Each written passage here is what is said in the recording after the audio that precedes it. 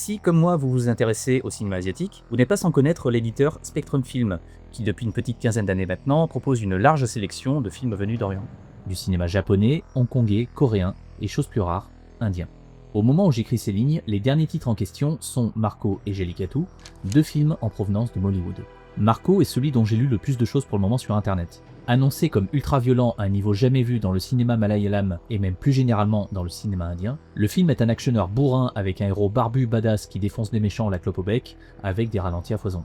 Donc rien de nouveau en apparence, si ce n'est une violence effectivement un cran au-dessus par rapport à ce qu'on a l'habitude de voir, mais qui est désamorcée par des tics de mise en scène qui rendent le tout grotesque à force d'effets tape à l'œil. Dans l'esprit, Marco se veut un prolongement de la fameuse catégorie 3, cette classification hongkongaise qui regroupait des films qui allaient extrêmement loin dans la violence, le malsain et l'immoralité.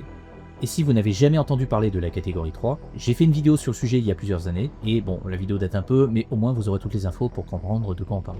Après, en tant qu'amateur de catégorie 3, je suis désolé mais j'ai vraiment pas ressenti grand chose devant Marco, qui est au final plus à rapprocher de certains actionneurs ultra bourrins comme The Raid 1 et 2, Kill ou The Night Comes For Us, qui reste encore aujourd'hui le sommet absolu en matière de films d'action ultra gore.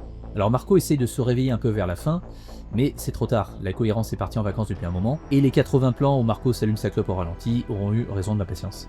Bref, la tentative est louable, mais la claque promise est encore loin. Par contre, s'il y a un film qui aurait mérité d'être bien plus mis en lumière que Marco, c'est Jallikattu.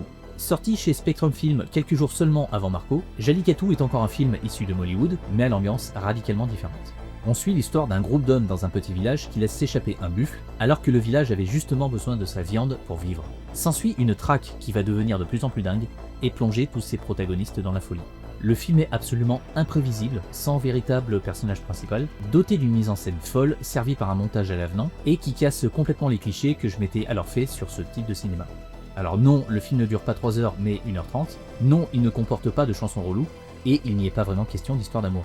Jallikattu a été LE film qui m'a ouvert au cinéma indien, et qui m'a prouvé que tout ce qui me freinait jusque-là reposait sur des clichés.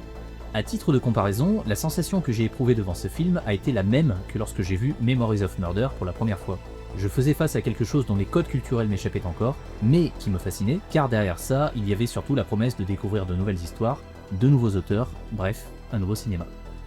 Pour y voir plus clair dans l'immense foutoir que constitue le cinéma indien, je vous recommande le podcast Discordia, tenu par François Co, que l'on retrouve dans les bonus du Blu-ray, ainsi que la chaîne Cinescope de Clément Costa, qui va d'ailleurs bientôt sortir un livre somme sur le sujet.